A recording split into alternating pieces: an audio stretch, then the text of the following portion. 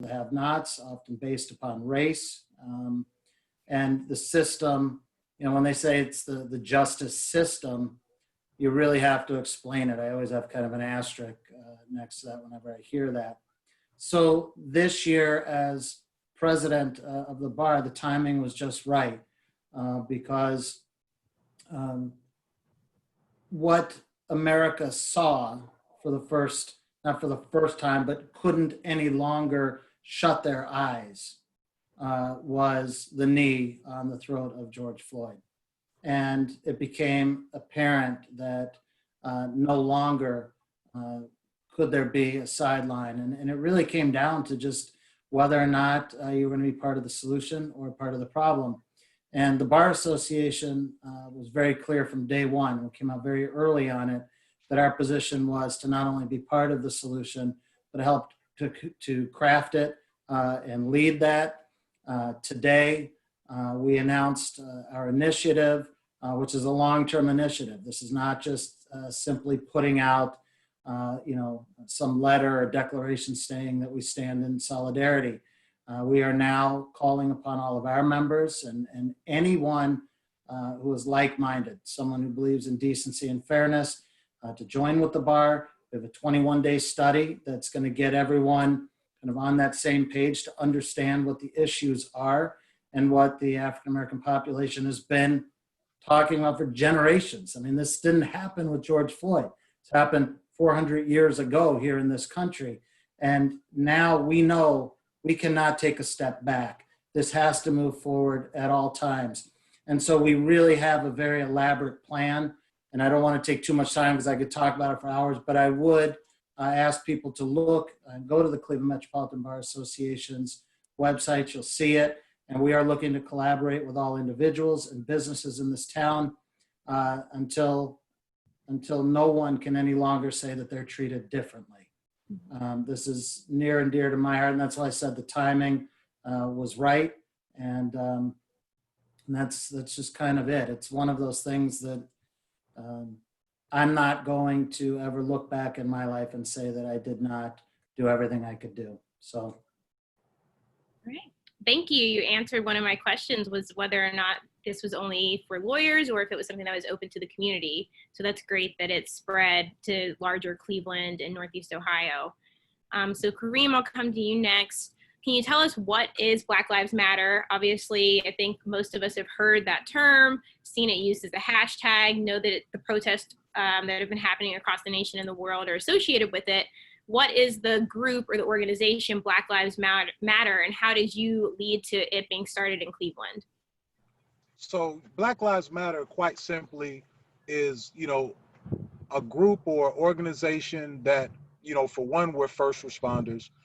We are here to aid the community in times of crisis, times of need, and also we are an organization that, we want to help the disenfranchised.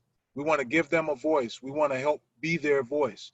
And so, if we can help lift them out of, and ourselves, out of the current situation that we're in, that's what we're here for. And, and we're just here for the long haul. And, the reason, or what brings me to this fight, I'm sure, like what you just heard from Ian, this was the point in which, folks really had to face it, and they said enough was enough. Well, it's been a matter of just everyday life, for me. But, for me to just get up off of the couch, it just took the 137 shots incident. It took what happened to Tamir. And I just felt that I had something to contribute. And, I haven't stopped ever since. David, so we talked about a few of the cases that you've worked on, challenging police departments and injustice in prisons and jails. Can you explain what that process looks like? I know there's been a lot of talk now about reform or defunding the police. What in the past has challenging police departments looked like, and what insights can you give about what reform now could take from those experiences? Sure. Allison, thank you. So Malik Law was founded on what's probably an unusual idea for law firms. We believe in what we call compassionate policing. It's basically community policing. It means knowing your community if you're a police officer, the people in it, the culture, as much as possible to get integrated with the families themselves. We saw some trends in policing 40 years ago when we started that we didn't like. And we decided to put our efforts into trying to change that. For example, there used to be more beat policemen walking through neighborhoods, walking through commercial areas. That doesn't happen really anymore. There used to be two-man zone cars in Cleveland where not one officer was responsible for a big area, but two officers were responsible for a specific area. Policing was more efficient. We used to see complaints actually being answered at the internal affairs level and at the Office of Professional Standards level, but we saw that begin to change. And so we wanted to do something about it. We wanted to add more compassion, and the only way to do it was to bring these lawsuits. So these lawsuits are brought pursuant to a code called 42 USC 1983. It's a federal code. It's a civil rights violation, and it allows us to bring these lawsuits against police officers and municipalities. Now, most people don't understand that under the law, municipalities and counties are treated like persons, just like the chief of police would be, or the mayor would be, or an individual officer would be. So they have the responsibility of being a person. So the law treats officers, municipalities, county governments as people, and we have strived to hold them accountable. So how do you hold them accountable? Well, the first thing you do generally is you make a public records request to try to find out how much about the police officer's history that is obtainable. And the cities are famous, Cleveland included, for denying complete access to public records regarding police officers. Things get hidden. In fact, one of the main complaints of the Justice Department before the consent decree was that the management system of the Cleveland Police Department was so poorly run that even the Justice Department did not know where to look for files. The chief had a set of files, the Office of Personnel had a set of files, the disciplinary component had a different set of files. And so what's happened now, and we feel we've been a part of it, is we have forced, along with the federal government, to enhance the data collection system so that everything is more or less computerized. And so that public requests can be accessed and public records can be accessed easier. Once you collect your data, once you get your investigation done, then you're in a position to examine the law that applies. So what would be the law that applies? Well, the Fourth Amendment, which was originally part of the Bill of Rights, gives people the opportunity to sue for illegal searches and seizures. Why is that important? Well, it's important because the brutality occurs during the searches or the seizures. Every time you see a police officer case of brutality, there's been a seizure. George Floyd was seized.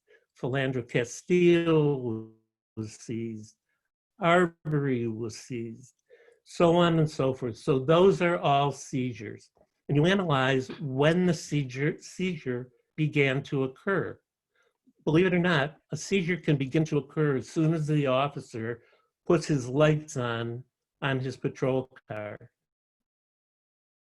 or an officer tells you to stop, or an officer asks you for ID.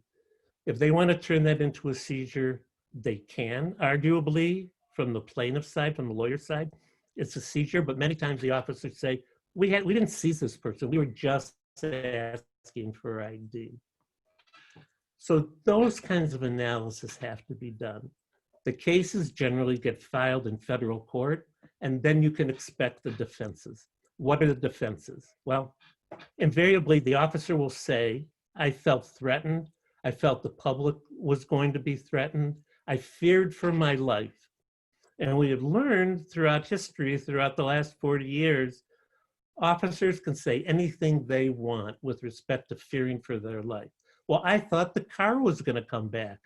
I thought he had a gun, not a wallet. I thought, like, Amadou Diallo was reaching in for ID and for a wallet. But I thought it was a gun. I feared for my life. That's the justification that gets merged into qualified immunity. So what is qualified immunity? Qualified immunity is a doctrine. It was first established in 1967 by the Supreme Court in a case, I believe, called Pearson versus Bray. 1967, it's now 2020. Do the math. It's an old doctrine. In fact, it's an antiquated doctrine. But qualified immunity shields that police officer who says it was reasonable for me to fear for my life, and I feared for my life. Many of these cases don't have witnesses. Many of these cases are the suspect versus the officer's word. So we've spent 40 years proving officers wrong, and we've had a great track record. We don't have a 100% record. Sometimes the officers actually win. Their stories, their lies, their fake witnesses that support them come into play. So we've walked out of the courtroom as heroes, and we've walked out of the courtroom as goats. But that's kind of the process, if that, explains it well enough. That was very thorough, and I have a couple of points that I'll definitely want to touch on from that. I want everybody to continue ruminating on qualified immunity, because that's something that I had down that I wanted to touch on. But I want to go to you, Lauren, before we get to that. I mentioned a couple of organizations that you're a part of. Can you tell us a little bit more about those? So I said Courageous Conversations on Race, Castle Scholars, and the Real Coalition. What are those? And can you tell us a little bit of detail as far as the students' perspective?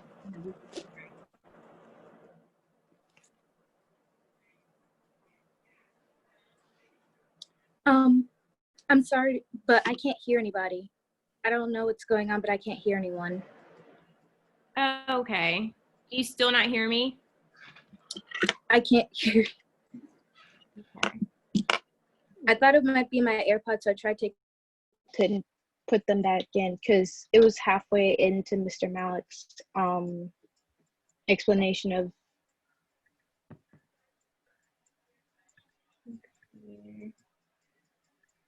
Let's see. Well, I will try to get Lauren on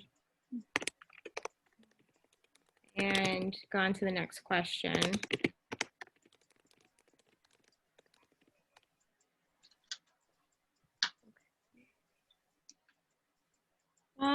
So touching on some that David hit on, I want to get everybody's thoughts generally, I guess, before we move into that, about the recent national protests calling for police brutality to be addressed. So I think this is the first time they've escaped, but as most of you touched on, there have been scattered protests in various cities for years that have called for reform, that have called for change and justice that they felt wasn't happening. So we'll start with you, Kareem. Can you just give your thoughts on what was different this time that touched so many people and made this become a larger movement? So, I mean, one of the first key differences, I mean, we don't want to diminish the importance of any of the families that have lost, their loved ones at the hands of police violence. But, so George Floyd's was no more special than the next. But what was, I guess the different aspect of it was the fact that it happened during COVID-19. By it happening during COVID-19, you had people that were not able to be distracted by the day-to-day goings on, things at work, the things at home. You didn't have to pick your kids up from soccer. When you saw that video, you had to marinate on that. You were sitting at home and and your children are at home. And you've got to explain this thing to your children. The other people, it's fresh on their minds. This is a discussion that's being had. And so what's so different is that folks were able to collectively have outrage, collectively grieve, and just share what it was that they saw. And the results of it are what you see unfolding. You see unrest going on, around the country. But you also see well-rounded and very strategic initiatives taking place, just like you see here happening in Cleveland. And so now what folks are doing, folks are able to, basically, because we've got years of practice, decades of experience, we know what to target. We know exactly where the problem areas are. So therefore, as a result, what we're doing or what we're addressing are what we know are the pitfalls, the hurdles. And so that's qualified immunity. That's the collective bargaining agreement, particularly concerning binding arbitration. So these are the things that have stopped, I guess, when folks make a call for, that a change in police culture. If you have accountability, these things have stopped accountability. So if we have accountability, you'll see a change, in police culture. I think that, so folks are strategically targeting these things. I honestly feel that, the biggest difference, and, I just say it again, is just the fact that collectively, people of color, whites, people that are in positions of authority, people that are in positions where they could actually make a difference, have some kind of impact, they are forced to confront themselves about that. And it's like, what can I do? And so now, the call is out there, and there's also a bit of collective peer pressure going on, and folks are answering that call, and they're actually getting up off the couch and they're doing something. And I'm rejoicing in that fact. It's actually giving me some hope that I didn't have before. So Lauren, if you can hear me now, I want to come back to you. So I was asking if you could just give us some more detail on the organizations I mentioned you're a part of, Courageous Conversations on Race, Castle Scholars, and the Real Coalition.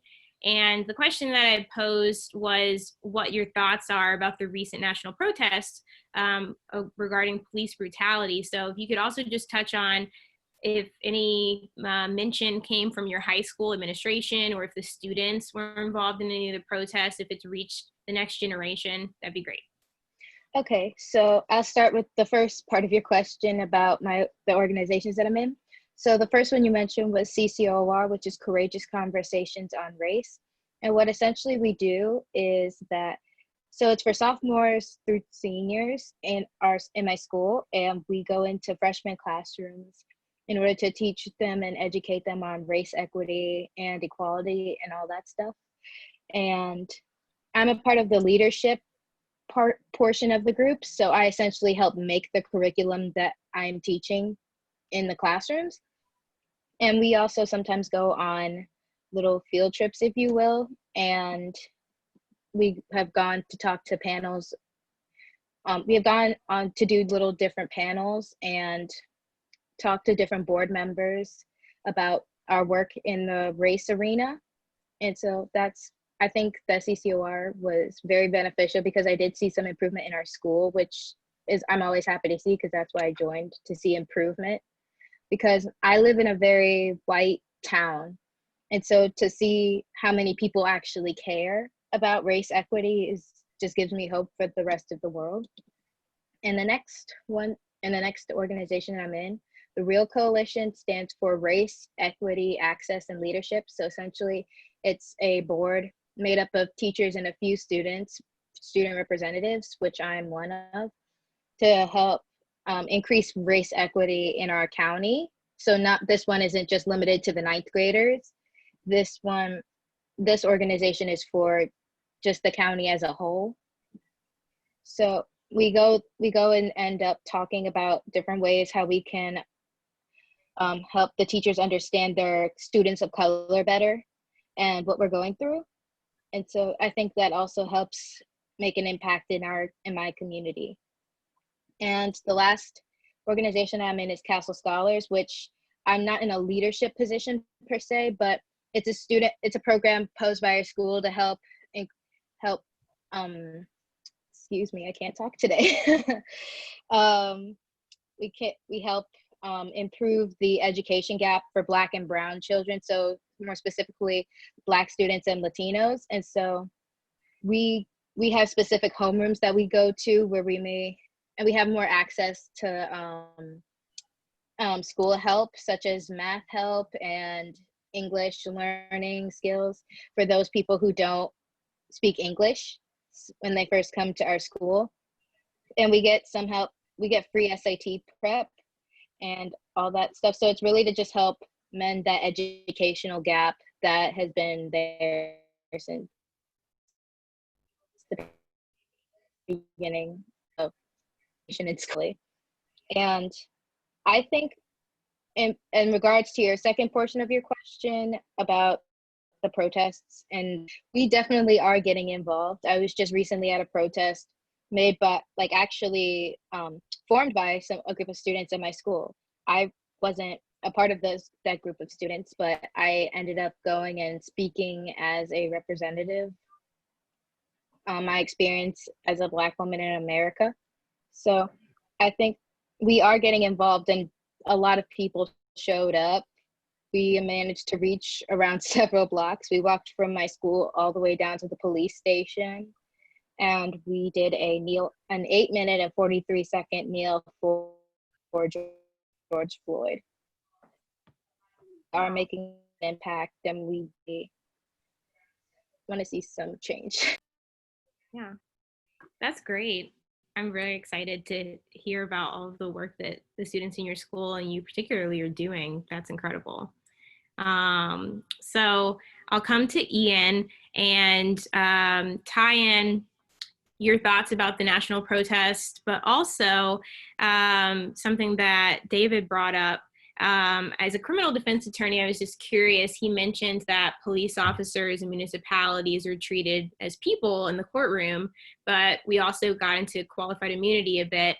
I'm not sure if any of your cases have involved the police, but could you touch on if, as a criminal defense attorney, you would defend the police, or if they have special representatives, or how that works? Sure. So first question, as to the protests, I'm extremely happy that not only were there protests, but that they continue, that they are, it is a very diverse group of people that are protesting. As Kareem said, you have white and Black, and in fact, the protest downtown, first time the Black Lives Matter protest downtown, I recall standing there with Bishop Ward as he looked around and just was taken by the fact that that crowd, there was such a composition, a high percentage of white folks there that hadn't been seen before. It's all of these areas that traditionally have just stood on the side, now having protests. And it's great. I hear Lauren here, and Lauren, you're the hope, right? You're what gives us faith. And frankly, it's been great to see all the young people who are out there. Kareem and I have been together speaking. We're out in Orange High School, and there was one in Chagrin Falls, and all these places typically that we didn't see that. And so it really, I'm happy to hear someone like Kareem, who I respect, say that he has hope, because there's not been a lot to have hope about. And so now getting the commitment from folks like myself, and when he originally called me to speak, I said, why me? And he said, because we're tired of just the same protests and not being heard and it falling on deaf ears. And we need the establishment, the white establishment, and so forth. And that's how he asked me, and the reason he asked me to speak. And now, as he said, it is, I don't want to say it's a great thing, it's a good thing, because it's the right thing. It's the right thing to now see people standing up for what's right and long overdue and can no longer be tolerated. And so as long as it continues, then great. That's great. Now, as far as my cases are concerned, Allison, as a criminal defense lawyer, every one of my cases involves, obviously, police officers or some type of law enforcement investigation. And I will tell you that over the course of the years, I've seen good and I've seen egregious conduct by officers and plenty in between. And I'm always surprised and I'm disheartened when one of my case ends favorably for a client, so that would mean they were acquitted, they're exonerated, only to take the case later on to civil rights, and like David was talking about, and see that qualified immunity, even though in the court, the jurors, the judge, all of us were shaking our heads at an officer who clearly was not telling the truth, who clearly violated their obligation to public trust. And yet there they go to not be held accountable because of an antiquated law that's not kept up with the time. And there they go. And what does that say? You have to think about it. That's the first part that lets them get away with it. But the bigger picture is it enables all other officers to conduct themselves in that way if they know that there's no repercussions. That's why it's critical to have civil rights lawyers like David out there pressing this and pressing this and pressing this, because there has to be a deterrence. So yes, I see it every day. And it's something that, we have to go after the bad officers that are out there and let them know that this is not going to be tolerated. And just as everyone came together for the protests, everyone has to stay together in order to hold the police departments accountable. And until everybody stands up and does that, the problem will remain. And let me tell you what the problem is. I'm just going to call it exactly like I see it. You all know me. I'll always say it as I see it. Those that don't want to hold the police accountable are part of the problem. And what's that problem? That is, and I'll say it, that's being racist. Period. End of story. That's how I feel about it. Okay, David, I'm going to come back to you. So first, your thoughts on the national protests, but also I thought it was interesting as you were talking about the work you've done and what you've seen over the years. It sounded like you thought there were some things that were better done in the past, like community policing, them having multiple police that had a beat that walked around the communities. So can you tell us what was better before and when that changed, and maybe what we can keep from the past and what things that have changed are part of the problem that we're seeing now that are leading to these incidents of police brutality? Sure. And hopefully this answer will give some indication of the solutions that we can reach. First of all, with respect to the protests, they're absolutely necessary. Absolutely, on many, many different levels. They're necessary on the community level without churches and temples and synagogues and mosques. They're necessary with churches and temples and synagogues and mosques. That level has to be involved. Ministers have to be involved. Rabbis have to be involved. Pastors have to be involved. What I see happening is it's kind of a perfect storm of the community, and I'll this word usually has a negative connotation, but I'm going to use it in a positive way. The Black community is the fuel for the rest of us. The Black community has ignited, I think, the passion within those of us who are hardwired to see racial equality, to help us move forward. White people can't do this alone. We need the Black community, the brown community, as you need us. And I think this perfect storm has come together to bring us all together. Because I think at their core, whether we learn it from our parents or we learn it from our religious teachers or our spiritual teachers, the Bible, the Quran, whatever we learn it from, at our core, we all want racial equality in a domestic level here in the United States. And then God willing, it will move nationally and nationally to internationally, because there are other abuses and genocides and horrible things happening in other parts of the world. But the quiet person is not going to get it done. So the protests are absolutely necessary. Not the violence, not the looting, but the discourse and the actual people going out and being in the streets, painting Black Lives Matter beautifully on concrete in the streets. I mean, these things are really important. I've been doing this for 40 years, through the Reagan administration, through the Clinton administration, through the Bush administrations, through the Trump administration. And I have to say that the Obama administration had the best Department of Justice in the last 40 years. So when you say to me, what can we do to go back? We need to have some of the philosophies that Obama had and his Justice Department had, where the head of the Civil Rights Division of the Department of Justice took an active, very, very active role, and where people like Steve Dettelbach, our former US attorney here, took an active role to get a consent decree. And we need to end up voting for the right person as president to continue the legislation. Now, I just want to say something to you.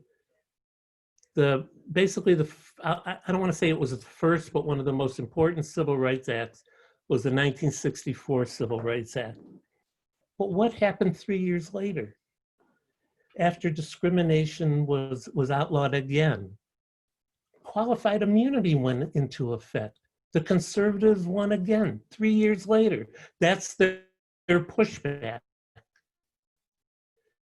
to the Civil Rights Act of 1964. We need to prevent those kinds of decisions from happening in a domestic sense, but we face a problem.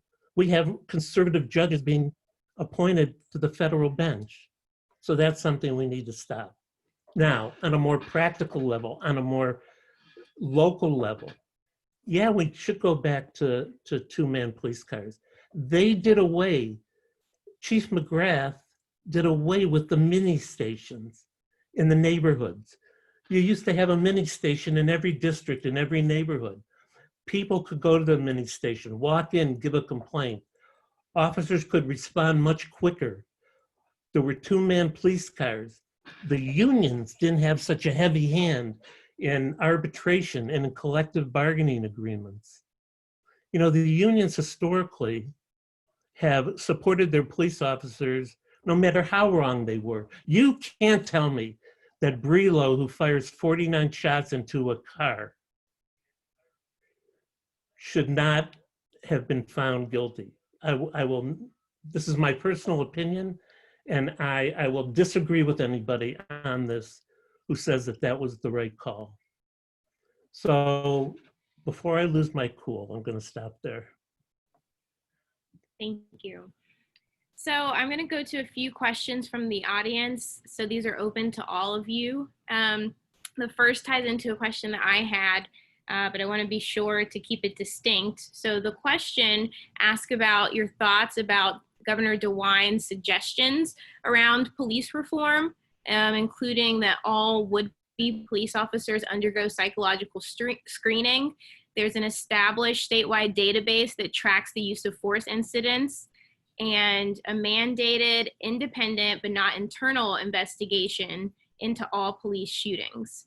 I'd like to tack on to that. So separately, that was Governor DeWine's suggestion, but also to get you all's thoughts on which of the law enforcement reform changes you support and why. So things like defunding the police, which is moving money from police department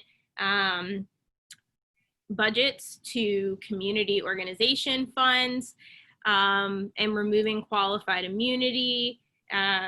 I think most of the others were covered in Governor DeWine's suggestions, things like tracking police officers who are fired from one police department from moving to another one without any type of background check or connection being available. But I'd like to get you all's thoughts on those suggestions of reform. So anyone want to start? Or? I had a quick thought. I found something online that I thought explained why we need police reform in general very well. It's like when you have lemonade and water and you mix them together and you see if they're still in there because what is lemonade anymore. It's like a police who's racist and who's until dead.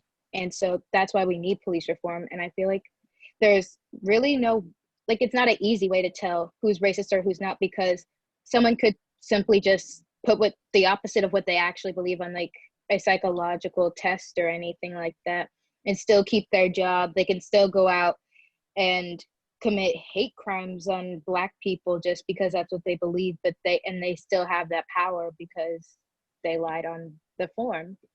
So, and I'm not entirely sure which form of police reform there should be, but I do feel that it needs to be addressed and it needs to happen now, because I don't want to see another police brutality case happen on. So Allison, I guess I'll go next.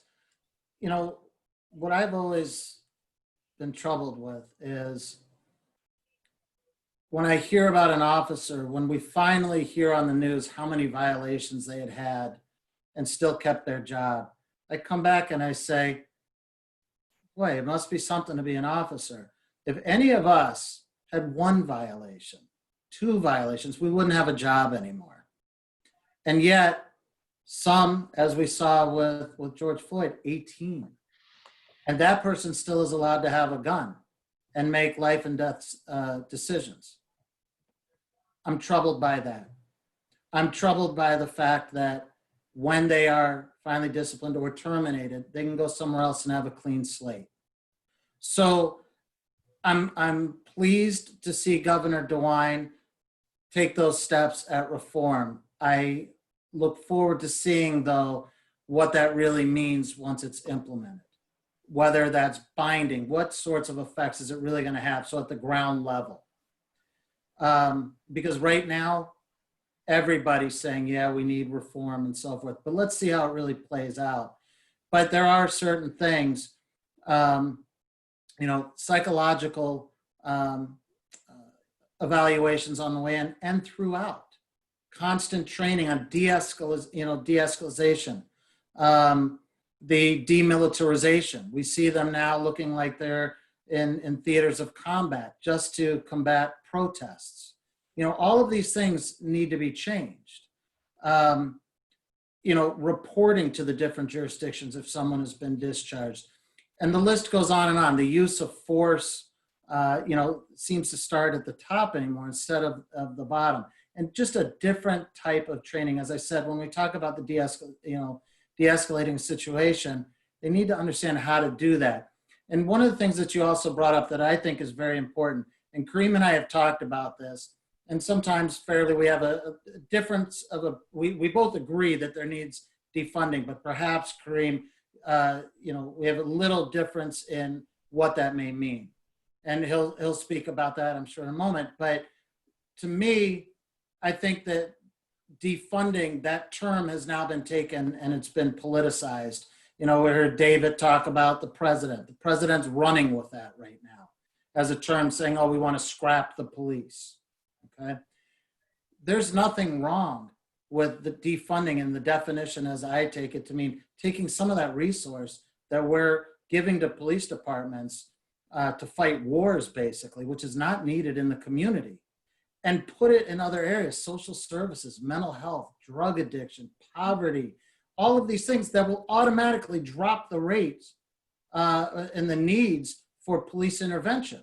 It's been done in other cities. This is not a radical idea, but the police unions are strong. And when they keep playing with these terms, saying, oh, you want to get rid of the police? We'll see, you know, whether there's any, we'll see if buildings still stand after that. That's not what it means.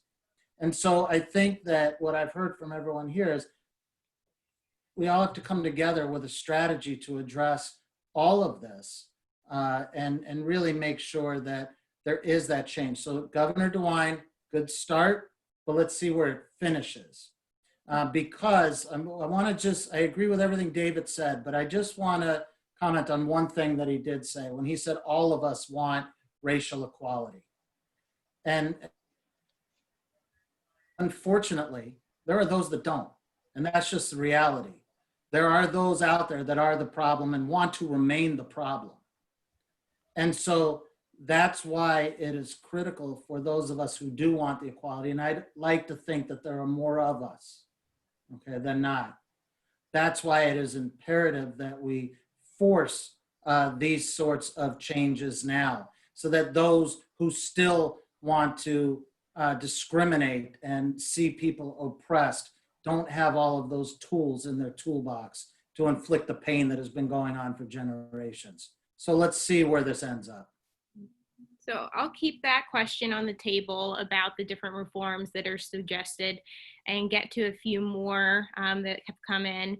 So one is policing is considered to be a public service, yet the community is often left out of the process. Is this something that can be changed, and how would we go about changing this? And kind of in that same vein, someone asked, why aren't citizens allowed to vote on the terms of the collective bargaining agreement for the police force?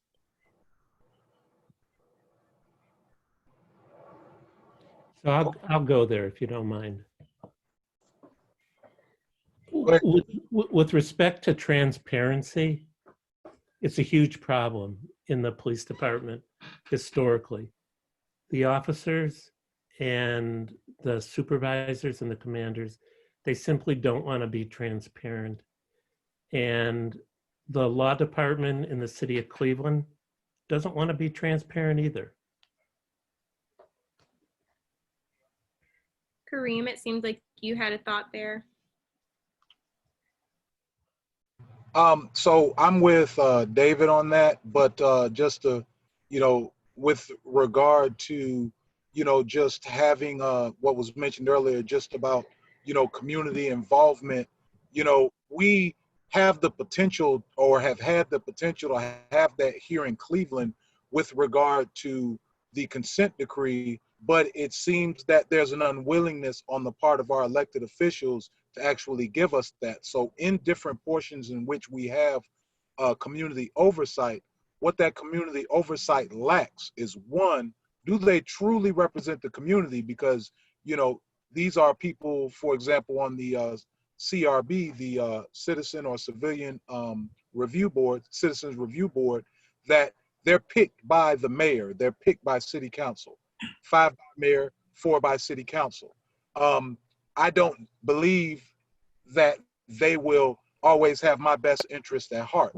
But even if they were to rule on something that says that an officer should be hit with a certain type of punishment, even if they rule and it's a just ruling, the mayor, not the mayor, but the public safety director as well as the chief have the authority to override that. So they really have no teeth. These are the things that are built in within that, which allows them to escape real and true accountability. And, if we had elected officials that were really interested in actually changing things and having true and real community oversight, then they would not undo some of the great policy writing that was done by folks that are on the community police commission in the beginning. You know, they would allow things to come into fruition, be a part of city ordinances or charter, but instead they make them just a matter of policy in a book that can be easily changed without an act of legislation. So, you know, I think that there's no real interest in that transparency as in being transparent, as David mentioned, and that is because they truly do not want accountability and public or community oversight. And Allison, just to add to that, you know, as attorneys, you know, David, as he said earlier, it is extremely difficult to get information, as David said, in a civil rights case, but even in a criminal case, we're given what we're given. But anytime we try to get something more, you know, from the police departments and so forth, it's incredibly difficult, and they fight us tooth and nail on it. And if it's not them, it's the prosecutor's office. So it's just, to get transparency, you have to wage, I mean, it's just an absolute knockdown fight every single time. And, you know, we've had at the Bar Association every Tuesday over the last weeks discussions with stakeholders in the process. Kareem spoke recently, and Can the you hear me? question was I asked. think it's I'm sorry? frozen on my screen. Am I frozen now? Am I frozen? I can see you. I can Okay. still see you. Okay. Someone I thought just said that I was. Can we hear me then? Yeah, I can hear you. Okay. All right. It's some of the guests that we've had who work with law enforcement have talked about that question. How do we get more involved? And they have said, or can citizens come and watch the disciplinary processes and so forth? And the answer to that was they weren't really sure. They said, we think so, and it's subject to public record, but it's always difficult. And it comes back to what Kareem is saying. The citizens have to demand it. And as David said, we have to fill the political seats. And as both said, with those that are caring and really want true reform.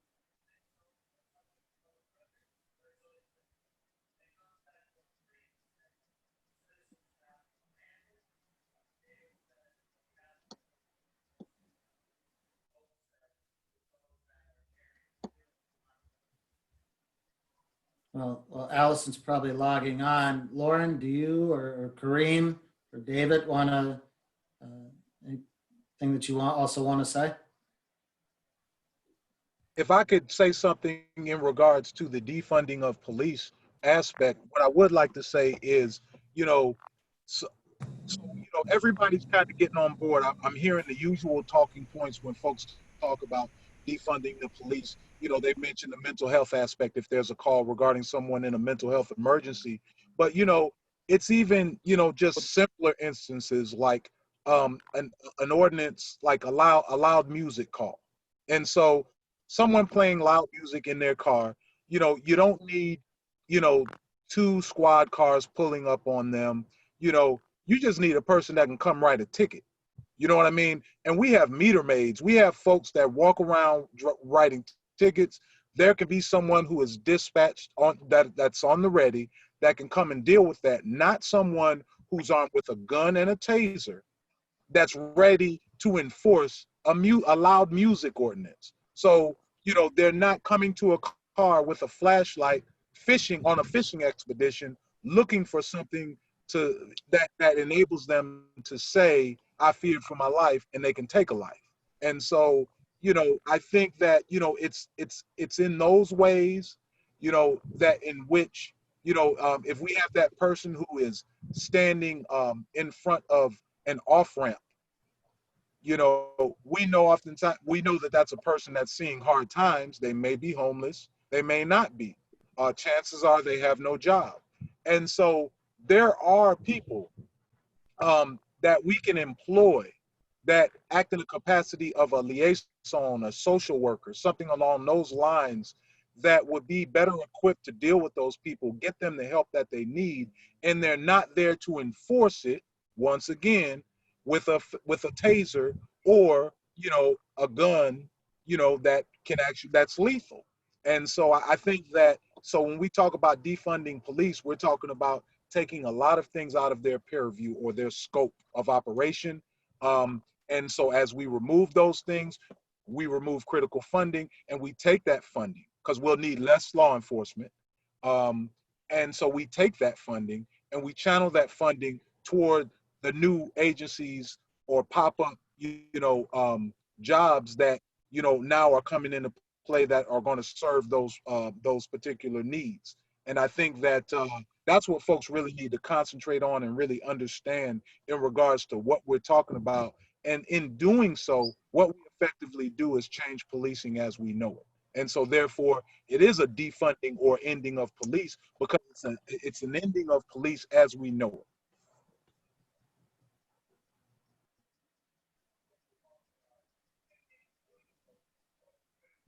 So did anyone else have any thoughts to add about what may have been prohibiting reform from working in the past that could be the difference now, or things that you believe could lead to having a difference now? I think what I'm hearing from a lot of you is that some of that is that there's now a spotlight on a lot of the issues in the system of the police units, the prosecutors, qualified immunity, and the protections for the police.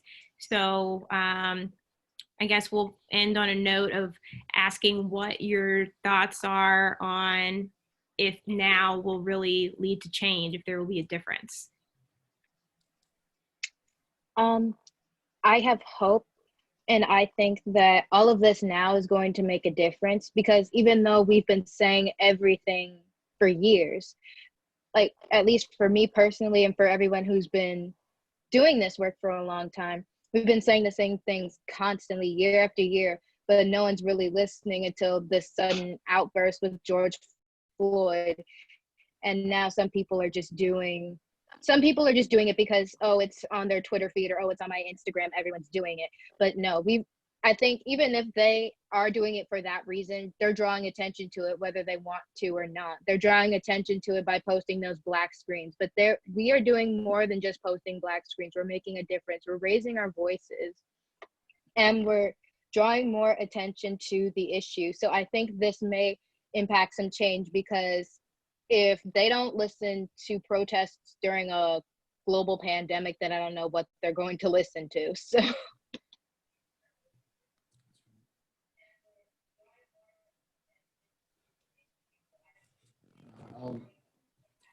I'll jump in and just simply say that, in the past, people have kind of stood on the side. If it didn't affect them, it wasn't in their neighborhoods, then it wasn't their issue. And, the stars right now, I guess just now, I always come back to, everyone saw what they saw. They can no longer unsee it, right? I mean, everyone saw it. And how do you go back right now? If you have any sort of integrity or conscience, just how do you go back? And so I hope that drives people to continue. And, and it wasn't just Kareem, but, Jerry Prim, who else I thank for having me on tonight, Allison, with you. Both of them said, look, we need white folks. And because that's been the problem, when we talk about who's been the problem, the white power establishment, white males, and not just white males, but that's the way it was posed to me. There are a lot of us now that are not just doing this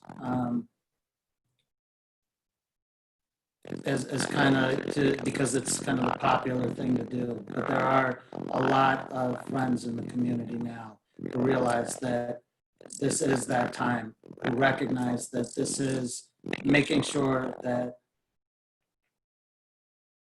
this issue that we address this issue. This is the right side of history, and really shame on those who choose to be on the wrong side. And, and that's it. I mean, that's all it can be. It's one person at a time to admit that they were part of the problem. And, I admit I was part of the problem passively. I was not out there for every protest before. I remember being in the Justice Center and seeing protests before. And obviously, I didn't take the time to really understand what the issues were. And that's so many of my colleagues in the community, but it's different this time because they have seen it. They have looked to the eyes of their friends, and African-American friends to see the pain and to really listen this time. And that's what I think it really was about, was listening and really hearing the depth of the hurt and the fear and the lack of fairness. And, so I really think there's a greater commitment now. And it just gets back to, Kareem, who I respect incredibly. He hasn't slept. I know that because I've talked to him all the time. And he just keeps going. And Lauren, we're going to try and give you the best world, by the time we're done. We want to give you it much better than we found it. And so, that's my promise. And Lauren, thanks for doing what you're doing. And Allison, thank you for facilitating this. So Allison, I want to thank you, and Ian and Kareem and Lauren. Racism and hatred, it's insoluble. You'll never get rid of it.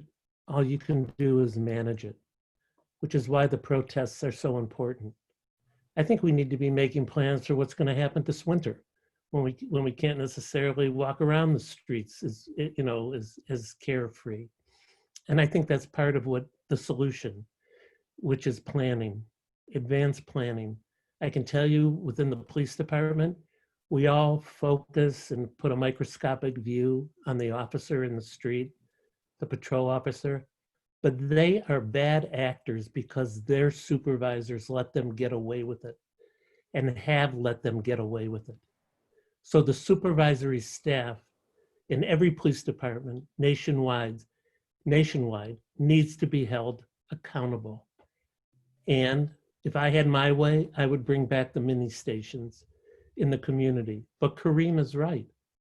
Why can't the ticket takers or ticket makers or whatever I don't mean to be negative. I can't think of the right word right now.